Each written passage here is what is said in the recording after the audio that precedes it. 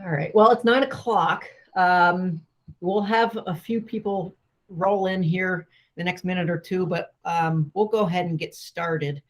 I've just got a few housekeeping procedures for this morning. First of all, if everyone can remain on mute during the presentation, that would be helpful so there isn't any distraction or background noise while Eric is presenting. If anyone has any technical issues, please put those into the chat function at the bottom of your screen, and I'll do my best to help you through those. Just be aware that most of the time it's due to your own internet connection, so there might only be so much I can do to help. If you do have questions, please put those into the chat in the middle of the presentation, and we'll have a short Q&A after Eric's presentation. We are recording today, so this will be available on our YouTube channel and our website. If not this week, probably next week. So you can refer back to it or share it if you like. There is a button at the bottom of your screens that I'd like you all to avoid hitting. It says present now.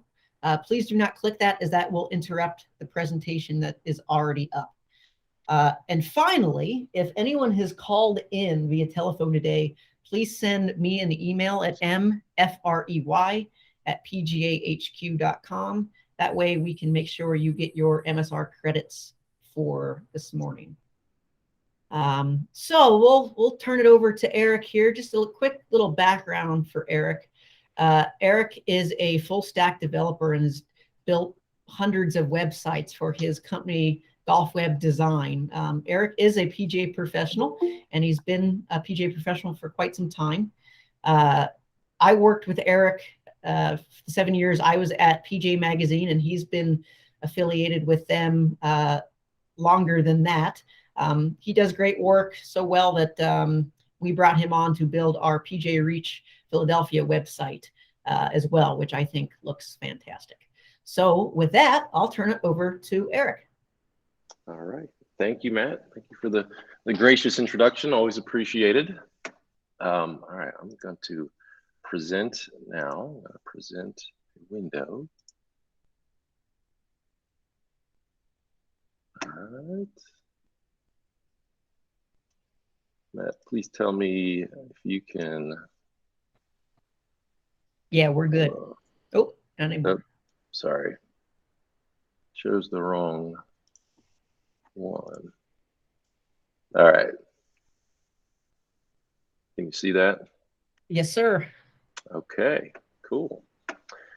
All right, everyone. Thank you for hopping in this morning. I really appreciate it. It is, I was telling Matt earlier, it's weird down here in South Carolina. We got like 8 to 10 inches of snow recently. So I don't have my wife here and business partner with me.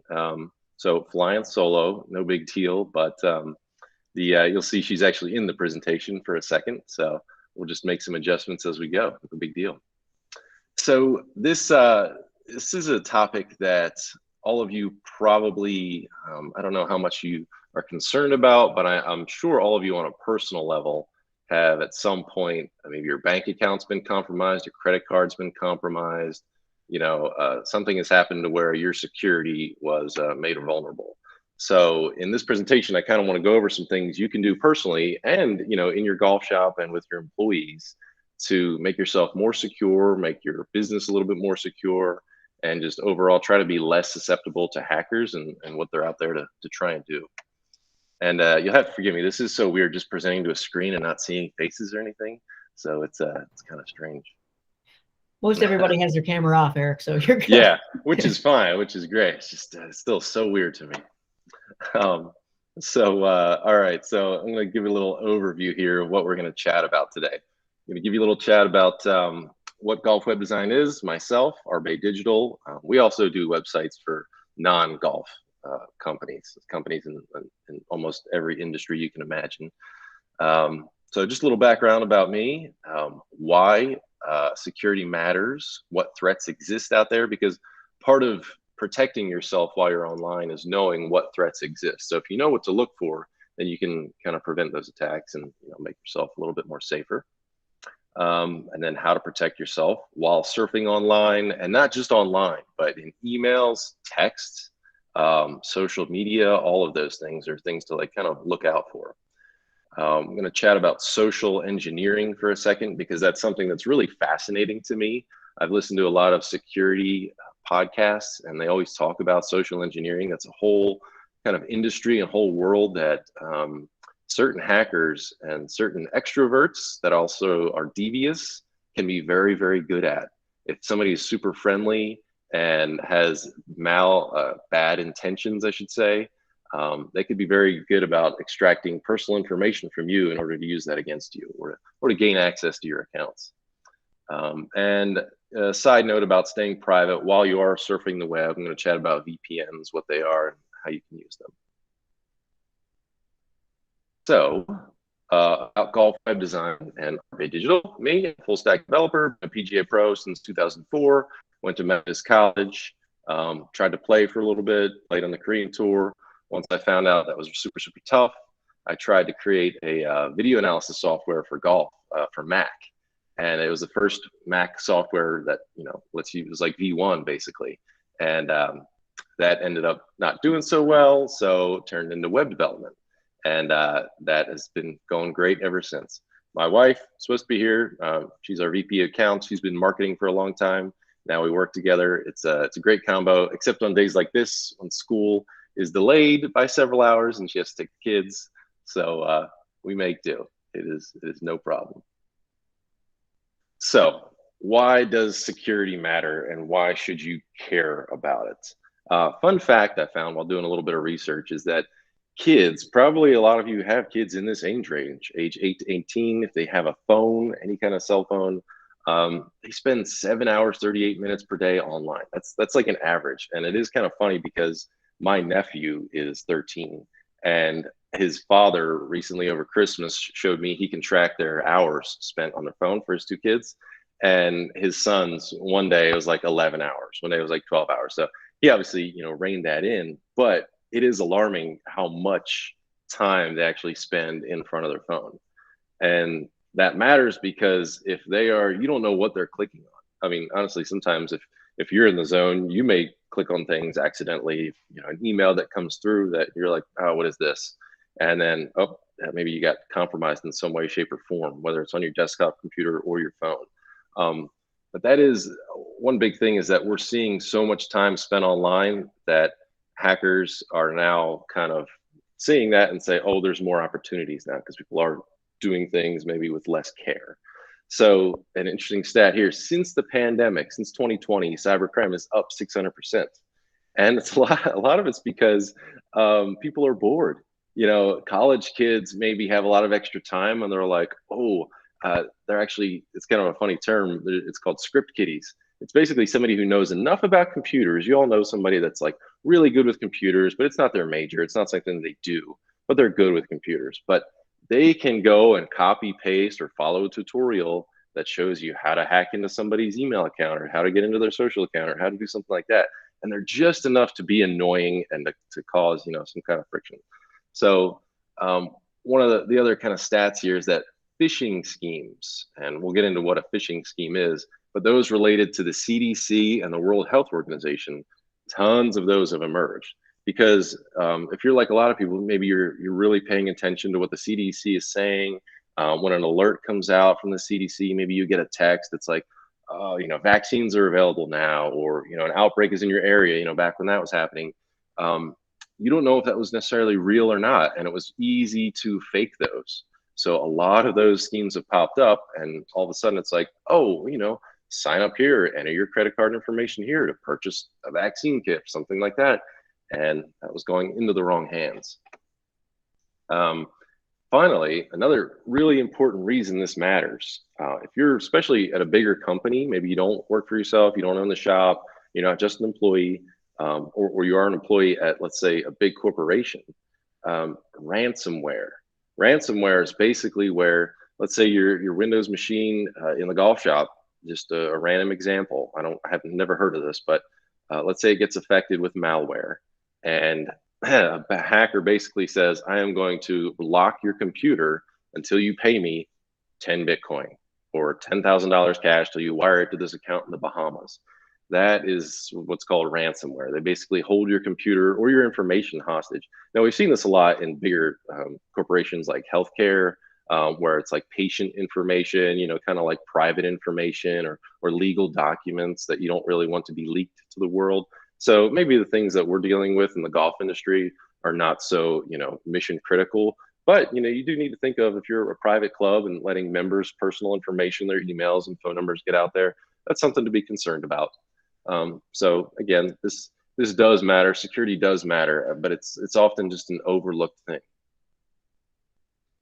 So, common threats and vulnerabilities. This is what I was telling you. We're going to get into what phishing and smishing is. I never knew there was actually a term for it. I've seen it before.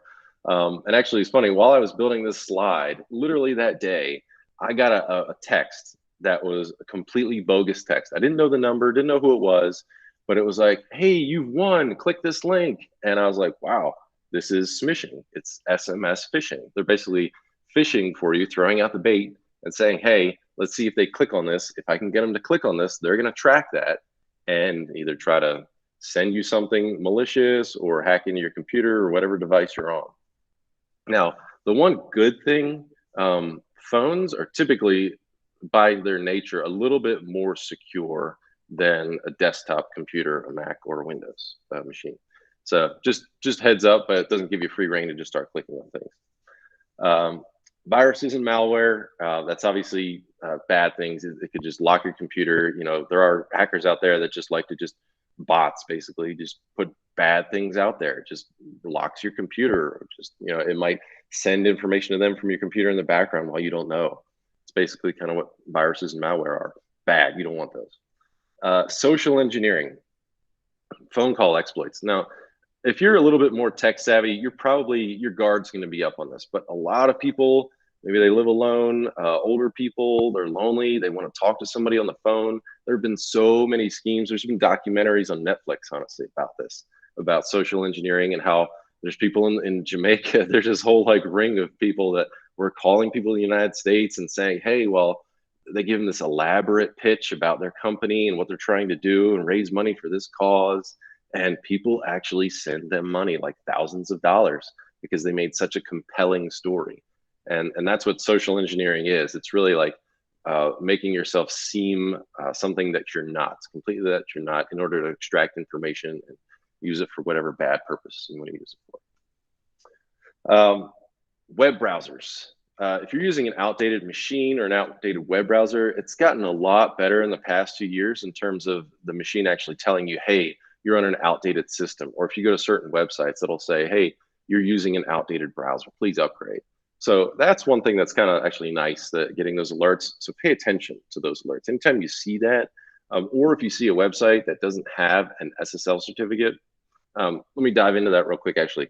If you see, you can't see my browser right now, but I'm going to have a graphic in a little bit. You'll see a little padlock icon next to the URL that you're browsing on, whether you're in Chrome, Firefox, Safari, Internet Explorer, whatever. If you do not see that little padlock, it's not necessarily a bad thing. The website can still work and you can still browse that website completely safe. But if there's any kind of form that you're filling out, whether it's just a contact form or putting your credit card into a form and that SSL certificate is not there, then that information can be intercepted by a hacker. If there is an SSL certificate and you're filling out a form, whether it's just a regular contact form or a credit card form, that information cannot be intercepted. So that is kind of the difference there. It doesn't necessarily mean, like, a lot of websites will throw up a huge security warning and say, hey, there's no SSL, this website is not safe. That is not exactly true if you're just browsing and looking at that website. So just a heads up there. But you should always, you know, want to browse websites that have an SSL certificate installed and they say have that little secure padlock icon on top. Next is web applications. I got a funny story about this, but we'll get into accounts. Maybe you've created an account for your favorite restaurant on an app, and you loaded your credit card in there and you kind of forgot about it. Actually, let me dive into that right now. I've got a story here about Ramon's Chipotle account. So I gave this presentation to some friends here in my office to kind of work out the kinks. And the one guy had a great story. He created a Chipotle account. Everybody loves Chipotle, right? Who doesn't? It's fantastic Mexican food. And he created an account, I don't know, 4 or 5 years ago. They've got an app where it's like you get deals where it's, you sign up for the app and, your first meal is free, you get X amount off, and they'll send you deals here and there, coupons. Well, they had the option to load in your credit card and save it in there for future purposes or purchases. That's fantastic, right? It makes it super convenient, and that's great. Well, that account, he forgot that password because it was just saved to his phone. So every time he went to use it, it's fine. He just opened the app, ordered, no problem. Well, I think he used a weak password. A hacker found that password, got into his Chipotle account, and just started ordering Chipotle from Chipotle's, like, he lives here in South Carolina. It was like Virginia, DC, North Carolina, Florida. He was ordering Chipotle orders from all over at these different locations. It took him like a month to finally notice because he saw it on his credit card account. He just hadn't eaten there in a long time. And he completely did not know. He tried to log on the web to log into his account once he saw this on his credit card statement. And he tried to log in on the web and to his Chipotle account, couldn't remember the password at all. Luckily, he had it still saved in the app that he just completely forgot about because it had been a long time since he'd actually eaten at Chipotle. So he had it saved in his app. He was able to log in and then change the password. Then the other person didn't have access anymore. He was able to get refunded, had to spend his time on the phone with Chipotle, with the credit card company, telling them this was all bogus. And he was not traveling all over ordering Chipotle. And but if he did not know or have that app with the password saved on his phone, if he had logged out on the app, he never would have been able to get in and change his password. So the other person would have been locked out because he was almost at the point where Chipotle wasn't going to do anything for him. So luckily he got out of that situation, but that is a perfect time to be like very cognizant of the password you're using, the account you have, and saving your credit card into an application that maybe you don't use that often. If it's only like something that you use once in a while, maybe think twice about saving your credit card number in that app.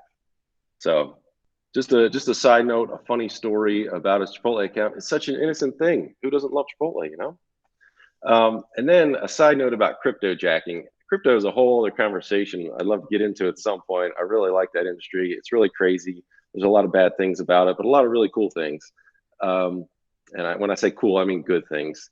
But crypto jacking is just something to be aware of. It's probably not happening to you anymore, but it was happening back in the day when it was easier to mine Bitcoin. People would actually install, once they get into your computer, they hack it, they get it installed, basically a program that would mine Bitcoin in the background. So they were using your computer's CPU, your computer's RAM, to actually mine for Bitcoin. Kind of a funny, not funny, I should say. It's kind of a crazy thing to think of, but it was actually happening. And it happened to a big wind farm out west. And it was such the hackers were doing such a good job to maintain that version of Windows and that software in that wind farm's computers that they let it keep happening because they were actually maintaining the software really well because they wanted their mining software to work, but it was also actually maintaining the software very well for the wind farm. It actually kind of worked out to be like a symbiotic relationship, but nevertheless, a funny story and something interesting to know about. Okay, phishing and smishing. A side note here, this is basically, if you basically think about everything that you're clicking on and looking at, then it's really just, being cognizant of what's going on and what you're doing. So this is kind of easy to tell. Attention, my dear. If you know if somebody's addressing you by my dear, I don't know how many people address anybody like that anymore, but, something to think about. And then this is the actual text message that I got that day when I was working on this. Was it this one? Yeah, when I was working on this presentation. IRS filing lawsuit against you. Now, that looks pretty, and I don't know how many people have actually got voicemails too. I've got phone calls where it's like a recorded call and it says, "This is the police. You are under an investigation for XXX." Well, that sounds, serious. And you're like, wow, should I really look into this? Should I call them back? Almost 100% of the time, it's zero. If cops really want you, they'll come to your door and get you. But you can see messages like these where they want you to click or call. They're basically using a little bit of social engineering and phishing here to try to get you to click so they can see, hey, this person's vulnerable. Now I can attack. Identity and monetary theft and fraud. This is where I'd love to hear at the end or put in the comments if you've been, maybe you don't want to admit to it. I don't care. I'll admit to it. I have been hacked at one point or another, maybe 2 or 3 times in the past 10 years. Not a lot, but it happened to our bank account, our business bank account. We first opened up. Somebody in Russia was buying like Calvin Klein jeans. And so we'd call Bank of America. We're like, we haven't been to Russia. And that's where a lot of these hackers are trying to do, to get your credit card information so they can spend it somewhere else, maybe get a refund, and then get cash out of that. But an alarming number, like almost 50% of Americans have experienced some kind of identity theft here. So that's what they're trying to do. And this is an interesting stat I found, an interesting piece of information here, the account takeover. This is exactly what happened to my friend Ramon. Somebody took over his account, started spending money because there was a credit card already saved in there. So it can happen on rewards for airlines. Maybe you keep your credit card saved in your Delta account. If that gets compromised, or a hotel account, they're going to start spending money. And then there was a really big IRS W-2 filing fraud. When they first opened up, I think it was irs.gov, where you can go on there and file your W-2 electronically just by yourself. All you needed was a previous year's W-2, I think your W-2. And all you had to do was put in your information and boom, you can file this year's.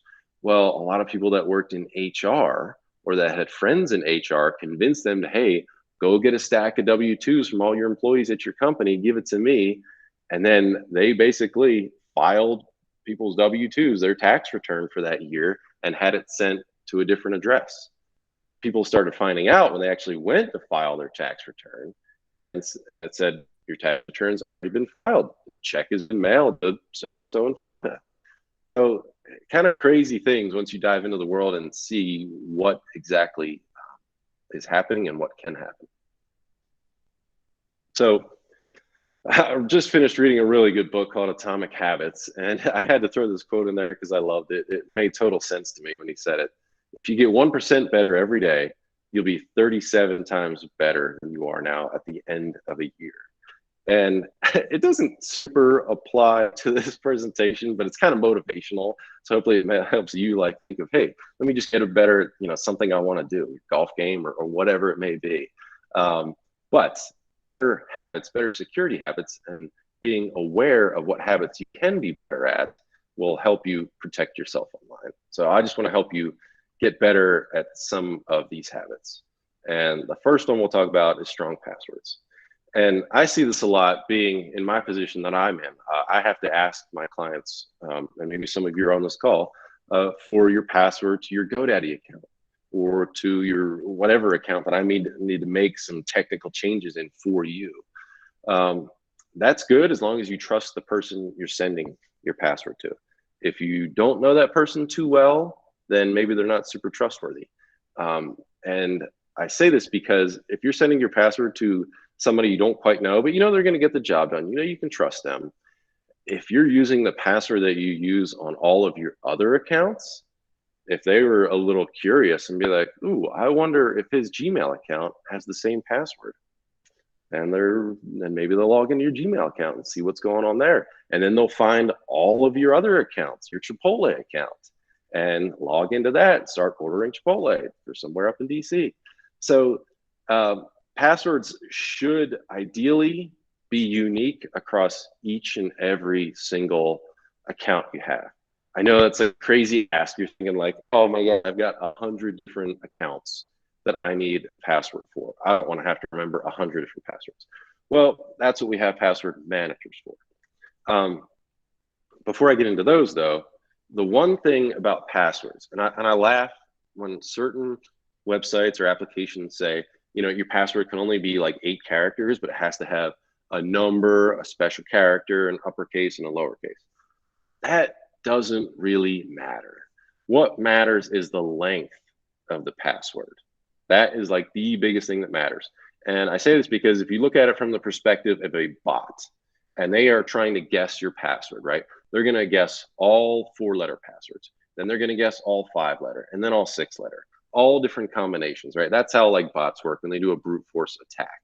So if you think about that, if it is only 8 characters, then it's kind of like a finite, number of times they need to hit your password account to try to guess it. As that number gets 1 digit longer, it gets incrementally harder and longer for that bot to keep trying to guess your password.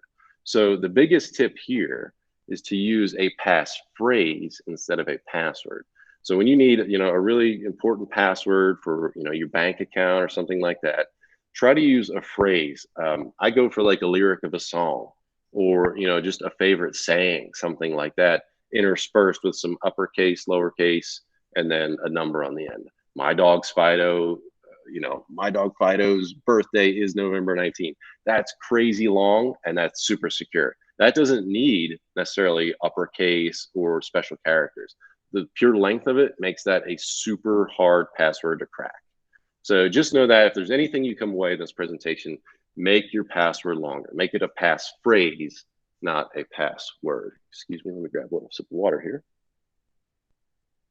You can see the top 5 passwords here. Please, if you're using any of these right now, just leave this presentation and go change it right now. If you're using password or picture one, I hate to say leave the presentation, but go and change it right now because it is super vulnerable. And you can see how it says time to crack it, less than a second. That is, those are the passwords that bots are going to try first. They've got a list of like the most common. If you look up most common passwords, there are GitHub repositories of like the 1,000 most top used passwords. If yours is anywhere in there, it can be cracked in a second because that's the first list any bot is going to try to use. So hopefully I've made my point on passwords, but now let me get into password managers. I recently started using all the extra features that LastPass offers, and it is wonderful. I have a few apprentices right now, and I need to share passwords with them.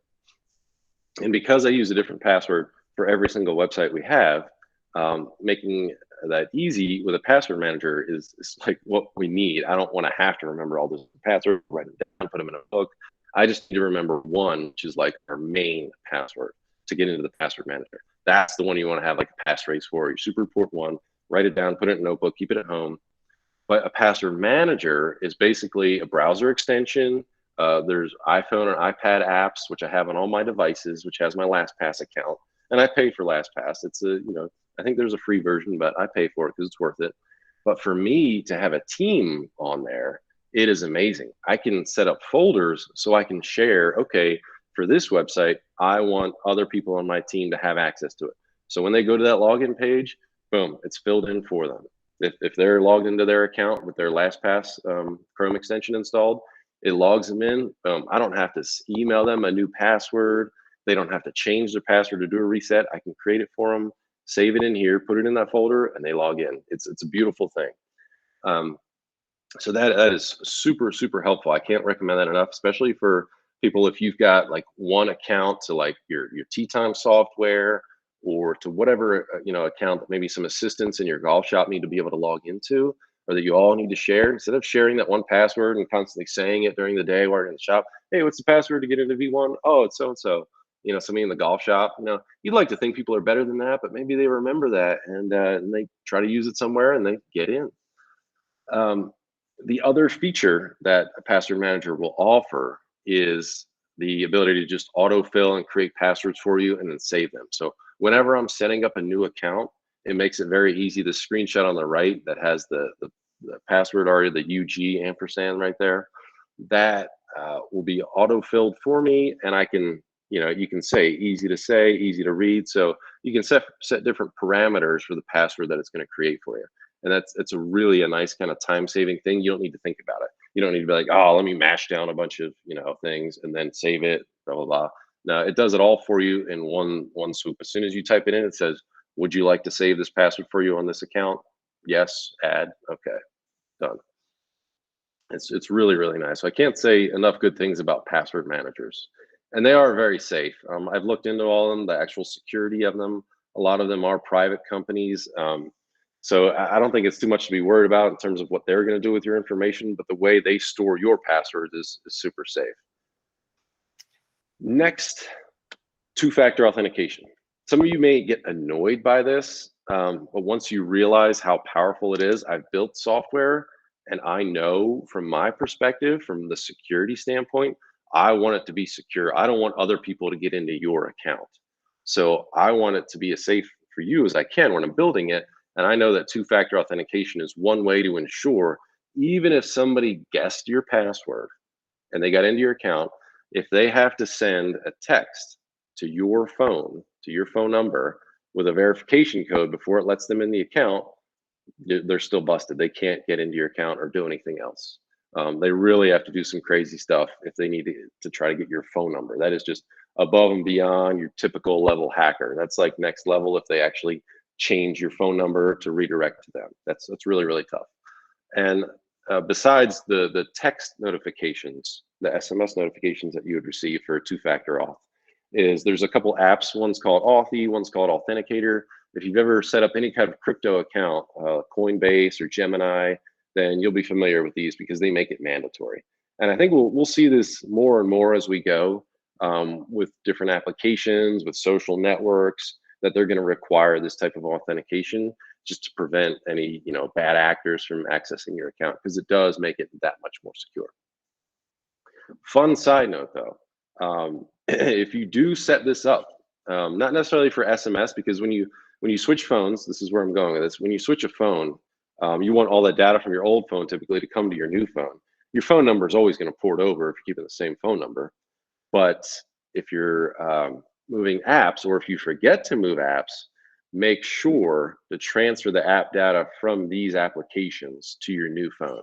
I actually ran into this. Luckily, I had my old phone that I could pull up to transfer my Google Authenticator data to my new phone so I could still access those crypto accounts. So that's something, just as a side note, be very cautious when you transfer to a new phone. Make sure you transfer all your data, not just do the iCloud backup and then done. There's additional steps you need to do. Next is updating your devices and anti-malware software. This should be a no-brainer, and especially if an IT team does this for you, then it's probably already done. But if not, make sure you keep your devices and everything up to date. I know, like, the biggest block I see here is people like, oh, it takes too much time. Oh, I don't want to have to spend the time to do that. Everybody's got a busy life, but taking the time to do this will alleviate so many headaches down the road, because I've seen it all too many times. If you just take a few minutes now, you're going to save yourself so much time down the road once your computer actually gets hacked. It is the worst. Oh, and my special note here about connected devices. More and more, I'm pretty tech savvy. I love the whole tech world, and I've got a bunch of cameras and my Ring doorbell and my lock on my front door. They're all interconnected. I can control them from my phone. Make sure when those devices ask you to update the software, you do it. There's probably a very low chance that you'll be hacked on that level. Somebody accessing your local Wi-Fi and maybe hacking your door, but it could happen. And depending where you live, who lives around you, what type of people, just take note of that if someone of your kind of Internet of Things home devices says we need to update and you need to press the button to update it, do it. It's worth it. All right, next thing. Again, this is the word I was looking for before. I don't want to be condescending, but it's a lot of security is common sense. You're looking for things that look off, maybe. The first thing, like I was saying before, is the little padlock icon. You can see next to Arbé Digital there. That's what you want to look for, and you click on it and say this connection is secure. It'll even show you cookies and other information about it. But that's usually what you're looking for, especially if you're buying anything or entering your credit card, or even a contact form with personal information. Make sure it has that padlock on it. There's also a new browser that I've been using a lot that's very private by nature, and it's called Brave. It's the one on the left with the little tiger. I really like that browser. It's even got, I think, one for your phone and your iPad too. By default, it blocks all the trackers. For me, for my marketing brain, that's bad because for my clients, we want to have Google Analytics running so you can see how many stats, and see how many visitors and where they're from. This browser will block all that by default. You don't need to do anything. Just use the browser and it'll start blocking a lot of personal information like your location, your IP address, all that stuff. So that's kind of cool. Me personally, it'll also block ads by default. So if you go to a news site, you're like, where's the other half of the site? How come I just see the article? And then I started doing this one time and I was like, is this website broken? I'm like, oh, I'm just not seeing the ads. I was like, this is kind of nice. I can actually read the article I came here to read. So that's one thing. And then the browser on the right, Tor. This is, if you want to be super private and explore the dark web even, see what's out there, then Tor is the browser because it is completely anonymous. It's a special thing that you have to download and use, and basically tunnels in. I don't even know how it works. It's magic, but it is ultra private. And I don't know what reason you'd want to do it, but I've done it just to check it out and see what's out there. But it's kind of wild. So just as a heads up. Finally, make backups. This happened to me. I don't know if anybody else this has happened to, but you basically had your computer crash. Something's happened. It got a virus, whatever, but it wasn't able to be recovered. And what do? You had that important presentation. I could have had this presentation on there, and then it just completely disappeared because I couldn't recover it. Well, if you had backups running, you'd be safe, you'd be protected, you'd be able to restore it, and get it back up and running. This happened to me 2 years ago, and now I'll never not run my computer without always have a backup plan running. So that is just something super important, especially for your phone or your device. My wife, I think in 2015, lost all of her iPhone photos because the guy at the iPhone store said, "Oh yeah, it looks like everything's backed up to the cloud. Yeah, you're good. Yeah, let's delete it and start over." Wiped her whole phone, found out it was not backed up to the cloud. She was sad for a few days. She lost like 4 years of pictures. It wasn't the worst, it wasn't the end of the world, but that's important these days. So make sure backups are running.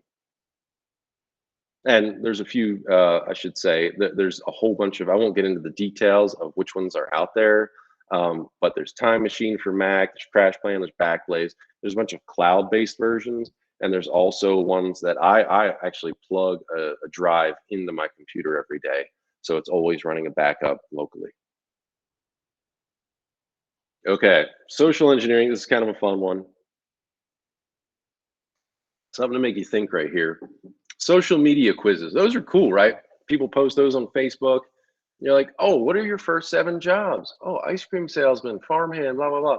That's something Arnold Schwarzenegger put out there. 25 random things about me. I got my first dog 13 years ago, black lab named Dharma. That's really interesting. A lot of people use their dog names as their password, followed by an age or a birthday, something like that. Or maybe it's just their kid's name. So one kind of fun thing, when I did this presentation last time, I went around the room at the very beginning and said, "Hey, do you have a dog? Do you have any pets? Oh, what's their name? Oh, Fluffy, that's so cute. Is that your password for any of your accounts?" And one person, of the 8, there's only 8 people in the presentation, but one person looked at me and was like, you can go change that password right now. So those are fun and those are cool, but just be careful what you share on social media, what you put out there on TikTok, what you put out there on any social media platform. Just be careful what type of personal information, and make sure it's not a password you use. That's all. Don't use your kid's name as a password for anything. That's just like kind of 101. That's just being super secure. Because part of security is having a little bit of like that fear. When you have that fear, that kind of lets you be a little bit more on edge and just a little bit more secure.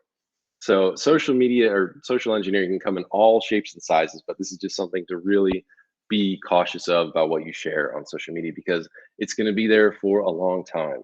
And when you go back 5 or 6 years from now and you see that, you might be like, "Ooh, why did I put that out there?" Finally, besides social engineering, A really fun one. VPNs. If you don't use a VPN, not super necessary. If you're running your internet or your ISP through your golf shop and you have an IT already handling your kind of internet connection for you, you might be covered. They may already be taking care of this. But I know me personally, I work in a co-working space here. We've got great internet, but I don't know kind of where it's being passed through. So a lot of times I'll use a VPN, and they make them, pretty cheap these days. And the biggest place to use them really is if you're traveling. I know nobody's traveling anymore, so it's like, why do I need this? But if you're at your favorite Starbucks working, or a coffee shop, just a public location, airports are a big one. A VPN is a really good thing to use because it makes sure all of your traffic between your actual device and whatever website you're browsing on is super encrypted. And you can even change your location. It's actually, VPNs are a way that a lot of people get around certain detection on websites. Let's say a website is detecting like where you're from and serving up either certain ads based on that information, or blocking you, saying, hey, you're not in New Jersey, you can't access this website. Random example. But if you use a VPN, you can change your location. Then that website will think, oh, you are coming from New Jersey. Cool. Now we'll let you in. So that's a perfect example. I use TunnelBear and NordVPN. Those are really good, but there's a whole bunch of them out there. And this is just something to look into if you're on public Wi-Fi a lot, the library, things like that. It's just something that keeps you very secure, and it's highly recommended just for any kind of attacks that may happen, or enter information that you're sending out there that may be intercepted. If you go to Starbucks and log in and check your bank account, you're probably okay. But there's a chance that somebody else is also, a hacker's in the corner there, just waiting and sniffing, and to see like what traffic is going through that connection, to see if there's anything they can pick up and extract to try to get into your computer. So yeah, VPNs are definitely a great way to go. I know nobody's traveling anymore, so kind of tough to recommend anything right now, or tough to say, hey, yeah, I need to use that. But it's a weird world we're in, and it's obviously because we're not traveling now, cybercrime is up. So hopefully that's the presentation. Hopefully you all at least gathered a few little things out of there. Again, these are just some quick helpful tips to get you more aware of what's out there, what not to click on, and things that you may want to look into and dig into deeper down the road. And thank you so much for coming and listening to me. Thank you, Eric. If anyone has any questions, go ahead and feel free to unmute yourself and go ahead and ask. And no questions are fine too. Pete asked if you have any thoughts on antivirus software. Yes, antivirus software is device specific, whether you're on a Mac or Windows. I know Norton is one of the big ones. I personally, for my Mac, I use a software called Clean My Mac, and it has like a software that lets you basically check everything about the vitals of your computer. So if you're on a Windows machine, I don't have any great recommendations for you because I don't use Windows that often, but I know Norton's a really good one. To follow up on that, Eric, just out of curiosity, when I was growing up, a lot of people would always say like, oh, you have a Mac, you don't need antivirus software. Yeah. How did that thing start or evolve? Because a lot of people, Mac had such a small market share that hackers weren't targeting Mac computers. Everybody had a Windows, so they were trying to exploit. They're going after the least path to resistance. So why not target Windows that has the bigger audience?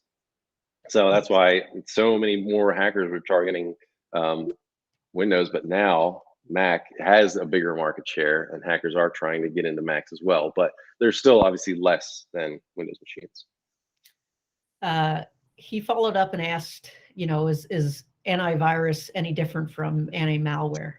Yeah, and a malware obviously is kind of like after the fact to check if anything actually has been installed, or anything that's actually. I mean, that's a great question. I don't think they're two totally different things, but the malware is obviously what you don't want. That could lead to ransomware.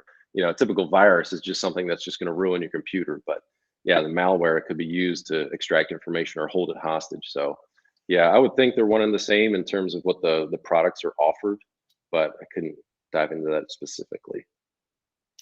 Go ahead, Lee.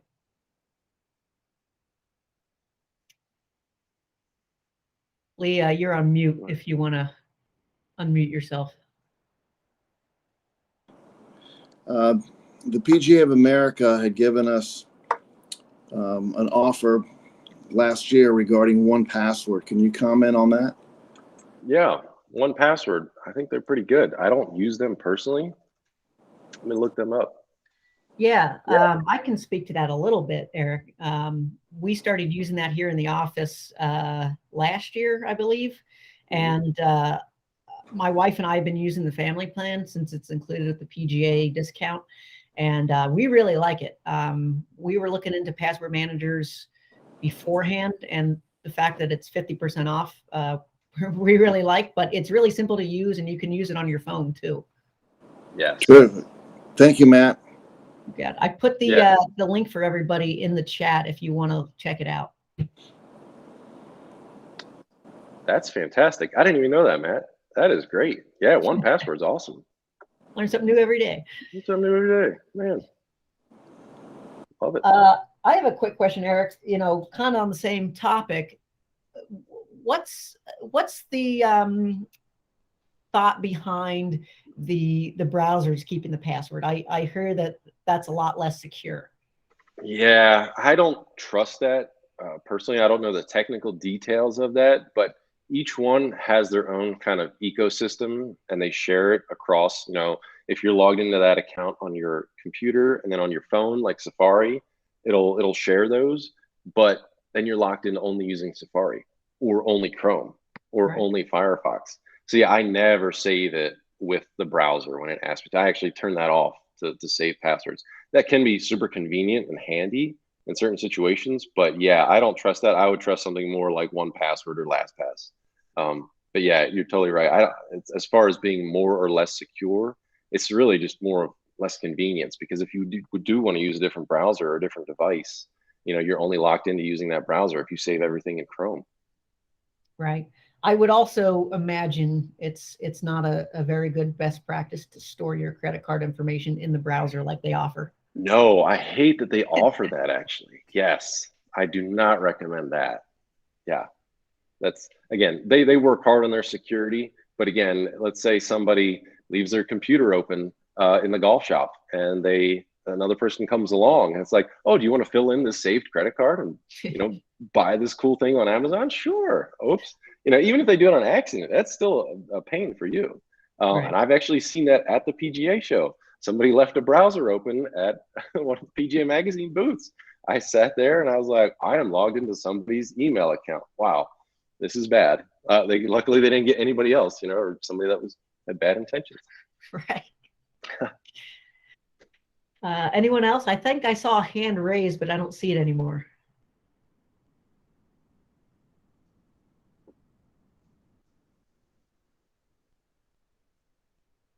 Good. No? Okay. Okay. Well, we can get you out of here early, I guess. We really appreciate everyone joining, and certainly to Eric, thank you for spending your morning with us and educating us a little bit. I thought that was very helpful. Thank you so much. Yeah, I hope everybody at least picked up a little something from it.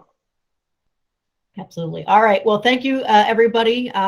If you have any interest in any of our other webinars, head over to phillypga.com, and under the member tab, there's an education page that has all the links to the open registrations. We've got a full month coming up in February. I think we have some type of education event almost every single day of the month. So we've got a lot of MSR opportunities coming up for you. If you have questions, give me a shout. Other than that, we'll see you later. Thank you. Thanks very much, Eric. Thanks, Matt. Yes, thank you.